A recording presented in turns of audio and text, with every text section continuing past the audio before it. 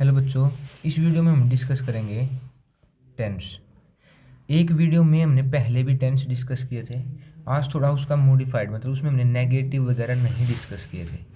ठीक है, देखो टेंस हमें बताता है किस समय की बात चल रही है, समय कौन सा है, उसमें वो लगातार हो रही है या उसमें वो रोज़ होती है या उसमें वो चीज़ ख़त्म हो चुकी है। तो मतलब टेंस के हमारे पास तीन पार्ट हैं। एक प्रेजेंट, एक पास्ट, एक फ्यूचर। अगर तुम ध्यान दो ना, प्रेजेंट में तो हैं, हूँ और इस तरीके के वर्ड होंगे, मतलब हैं से स्टार्ट खत्म होंगे। ऐसी लैंग्वेज आएगी कि जो बात किस में होगी, प्रेजेंट। पास्ट की बात कभी भी होगी तो था, थे, थी होगा। फ्यूचर की होगी तो गा, गे, गी होगा। मैं तुम्हें अभी ना थोड़ी हिंदी में पहचान बता रहा हूँ दोबारा फिर से। 4 टाइप के फिर टेंस भी होते हैं। कौन कौन से? इसके simple, continue, perfect. Perfect continue को बेशक छोड़ दो। सिंपल होता है ता, ते, ती से। कॉन्टिन्यू होता है रहा, रहे, रही। परफेक्ट होता है चुका, चुके, चुकी। अगर मैं तुम्हें हिंदी में पहचान पूछूं, मैंने पूछ लिया कि प्रेजेंट और सिंपल है तो कैसे होगा। देखो मैंने सिंपल की पहचान बताई ता, तो ता है, ते हैं, ती है, ऐसे ही होगा ना। अगर मैं यही बात तुमसे पास्ट सिंपल की पूछूं, सिंपल पास्ट या पास्ट सिंपल की, था, सुनो, ता तो ये रहेगा और साथ में क्या आ जाएगा, था, था, थे, ती। अगर यही बात कॉन्टिन्यू की पूछूं, प्रेजेंट कॉन्टिन्यू रहा है, रहे हैं, रही हैं। पास्ट कॉन्टिन्यू रहा था, रहे थे, रही थी। फ्यूचर कॉन्टिन्यू रहा होगा, रहे होंगे, रही होंगी। अगर परफेक्ट की पूछे, प्रेजेंट चुका है, चुके हैं, चुकी हैं। चुका था, चुके थे, चुकी थी। चुका होगा, चुके होंगे, चुकी होगी। अब इसी चीज़ को मैं दोबारा फिर से लिखता हूँ। कौन से टेंस होते हैं हमारे पास? Past, present, future. ऐसे होते हैं कैप्टन। अब देखो, फ्यूचर तो कभी भी किसके बगैर नहीं होगा, ये बात हमेशा ध्यान रखनी है। पास्ट में वर्ब की सेकंड फॉर्म होगी, मतलब वही सेंस पास्ट की देंगी। अच्छा, पास्ट के प्रेजेंट में लिख दिया। पास्ट की कंडीशन है कि वर्ब की सेकंड फॉर्म, प्रेजेंट में वर्ब की फर्स्ट फॉर्म। और ये कंडीशन देखो, तीनों चीज़ों किसके ऊपर है पता है? ये तीनों कंडीशन है हेल्पिंग वर्ब के ऊपर। शेल विल भी तो हेल्पिंग वर्ब ही है। शेल विल भी क्या है? Helping verb. अब क्या लिखना हमें? अब लिखना है कौन सा? सिंपल। फिर कौन सा लिखते हैं? कॉन्टिन्यू। फिर कौन सा लिखते हैं? परफेक्ट। 3 ही समझेंगे हम, ज़्यादा नहीं समझेंगे। परफेक्ट, कॉन्टिन्यू आसान है। देखो परफेक्ट के लिए हमें सबसे जो मेन बात है वो ये याद रखनी है कि वर्ब की थर्ड फॉर्म, और इसकी एक हेल्पिंग वर्ब होगी जिसको हम यहाँ लिखेंगे, वो है हैज है केवल। ठीक है। अगर मैं कॉन्टिन्यू की स्पेशल बात करूँ तो यहाँ होगी वर्ब की फर्स्ट फॉर्म के साथ आईएनजी, और इसके साथ जो हेल्पिंग वर्ब है वो है बी। और सिंपल की अगर मैं बात करूं तो सिंपल की जो पहचान है वो है वर्ब की फर्स्ट फॉर्म। इसकी हेल्पिंग वर्ब है, दो जगह क्या है? डू। क्या है? 2 जगह है डू। क्या कैप्टन समझ में आई बात? हमें ये ही याद रखना है कि वर्ब की फर्स्ट फॉर्म के साथ आईएनजी कॉन्टिन्यू की पहचान है, वर्ब की थर्ड फॉर्म परफेक्ट की पहचान।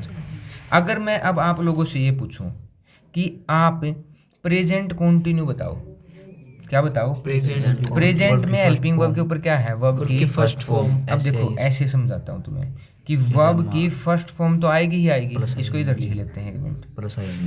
वर्ब की फर्स्ट फॉर्म आएगी। इसके 3 केस हैं। पहला कौन सा? जो हमने प्रेजेंट लिखा।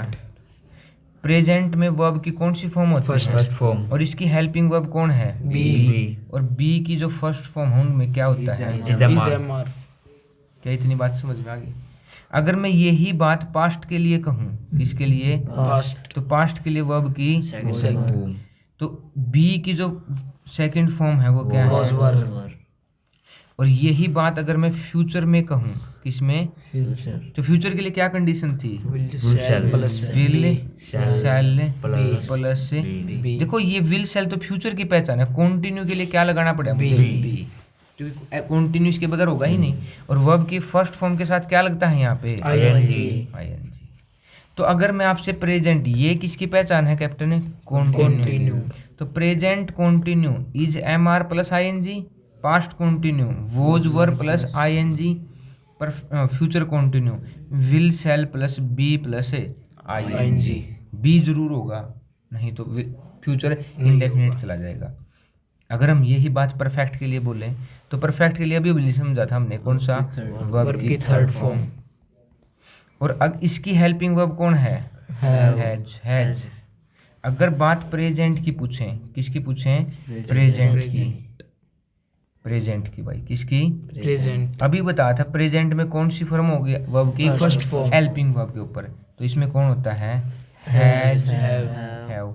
हैज सिंगुलर के साथ, हैव प्लूरल के साथ। अगर हम यहाँ भी देखें तो इज सिंगुलर के साथ है, आई के साथ है एम, और प्लूरल के साथ है आर। वोज सिंगुलर के साथ और आई के साथ भी, और ये वर प्लूरल के साथ। अब यहाँ आते हैं तो हैज सिंगुलर के साथ, हैव तो प्रेजेंट परफेक्ट हैज हैव के साथ वर्ब की थर्ड फॉर्म। अगर हम यही बात किसके ऊपर कहें तो क्या होगा? हैड के साथ वर्ब की थर्ड फॉर्म। अब तीसरा क्या होगा? परफेक्ट पास्ट की जगह क्या होगा? अब फ्यूचर। तो क्या होगा? Will shall plus have. Will shall plus have के साथ वर्ब की थर्ड फॉर्म। ये क्या होगा हमारा? परफेक्ट। तो इस तरीके से स्ट्रक्चर को ध्यान रखो। और फिर एक बार फिर रिवाइज करते हैं। क्या? सिंपल। सिंपल के लिए मैंने क्या कहा है? वर्ब की फर्स्ट फॉर्म सिंपल की पहचान। ठीक है। अब सिंपल का थोड़ा सा कॉम्प्लिकेटेड है। अगर मैं इसको प्रेजेंट में लेके जाऊंगा ना, क्या लेके जाऊंगा? प्रेजेंट में ही स्ट्रक्चर थोड़ा कॉम्प्लिकेटेड होगा। सब्जेक्ट के साथ वर्ब की फर्स्ट फॉर्म, तो ये तो सिंपल की पहचान है। और इसके साथ क्या लगता है? एस या यस। ये सिंपल, ये तो प्रेजेंट की पहचान है, एस या यस है। और वर्ब की फर्स्ट फॉर्म किसकी पहचान है? सिंपल की।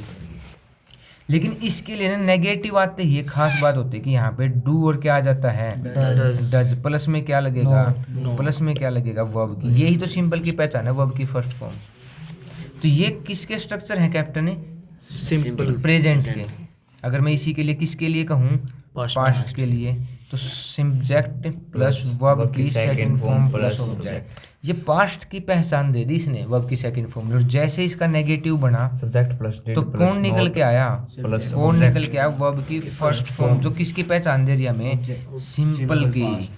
किसकी? सिंपल की। और यही बात अगर मैं फ्यूचर के साथ कहूँ तो subject shell will plus verb की फर्स्ट फॉर्म के साथ ऑब्जेक्ट।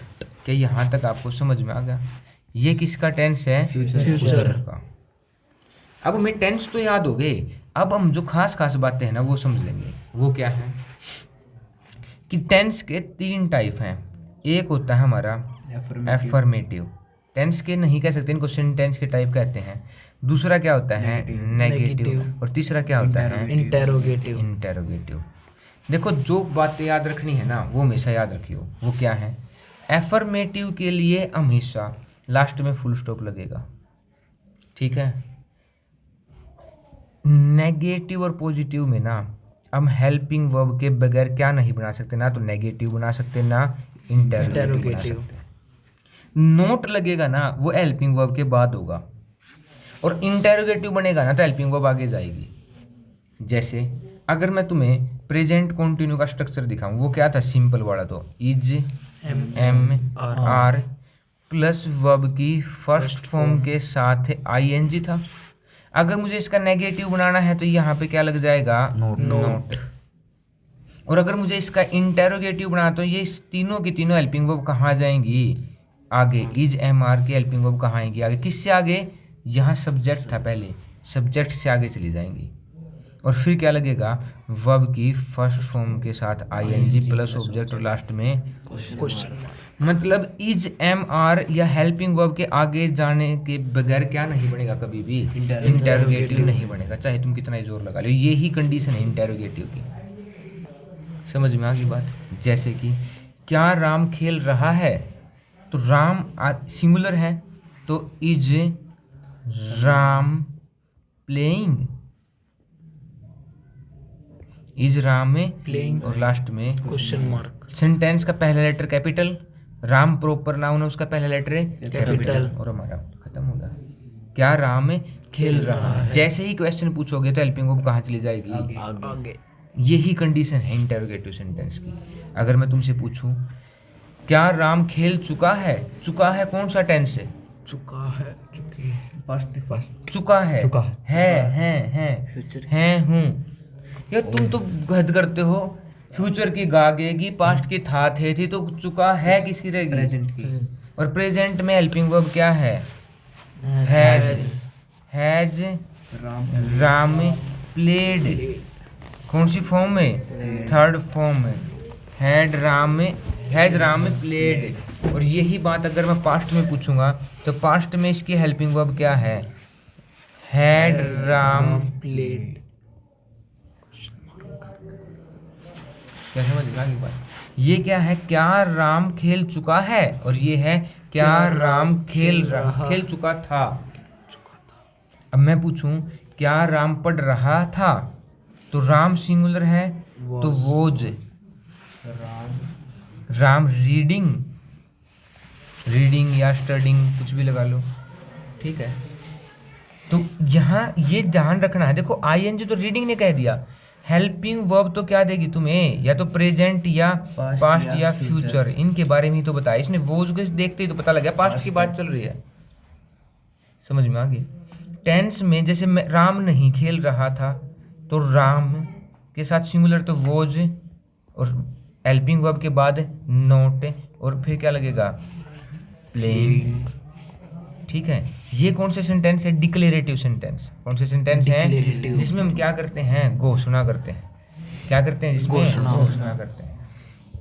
तो टेंस के ये स्ट्रक्चर अच्छे से ध्यान से समझोगे और इनके ये बातें याद रखोगे ना कि जब इंटेरोगेटिव आता है तो हेल्पिंग वर्ब आगे, ठीक है। अब यहाँ ना बच्चों के साथ ये गड़बड़ होती है, जैसे राम रोज खेलता है, राम रोज खेलता है, रोज मतलब डेली कर कोई काम करता है, वो हैबिचुअल एक्शन होता है, वो सिंपल प्रेजेंट में जाता है, तो राम। अब क्या है, अब कई बार बच्चे कहते हैं कि राम के साथ प्लेइंग लगा देंगे। अरे तुम मूर्ख हो, एक बात तो ध्यान दे दो कि आईएनजी बगैर हेल्पिंग वर्ब क्या आएगा नहीं, क्योंकि आईएनजी तो कंटिन्यू की सेंस देगा, और कंटिन्यू में तो इज एम आर लगना है। राम के साथ वर्ब की फर्स्ट फॉर्म भी नहीं आ सकती, क्योंकि सिंगुलर के साथ वर्ब की फर्स्ट फॉर्म नहीं क्या आएगी, प्लेज, SEIS लगेगा। प्लेज क्या लिख देंगे हम, फुटबॉल। और अगर इसका नेगेटिव बनाना है मुझे तो राम में क्या लगता है इसके साथ, डज नॉट। अब लगेगा केवल वर्ब की फर्स्ट फॉर्म और फुटबॉल। और अगर इंटेरोगेटिव बनाना है तो डज राम, देखो पहला लेटर भी कैपिटल और प्रॉपर नाउन का भी पहला word capital letter capital, does Ram, अच्छा 2 बार लिख दिया, प्ले फुटबॉल। अब मैं कहूँ राम रोज खेलता था तो राम प्लेड सेकंड डेली, रोज खेलता था। अब इसका नेगेटिव बनाओगे तो राम डिड पास्ट में डिड नॉट प्ले डेली। और अगर इंटेरोगेटिव बनाओगे डिड बाई सब कहाँ जाएंगे, राम प्ले वर्ब की फर्स्ट फॉर्म है डेली। क्या समझ में आ रही हैं बातें, आसान तो हैं, मुश्किल तो नहीं है। ऐसे ही हमें टेंस को समझना है। अगर हम ऐसे सेंटेंस बना पाएंगे ना, तुम देखोगे कि हम तुम्हारी उसके ऊपर काम करेंगे, समरी को ट्रांसलेट करने के ऊपर 10th क्लास की, जब मज़ा आएगा बिल्कुल, ठीक है।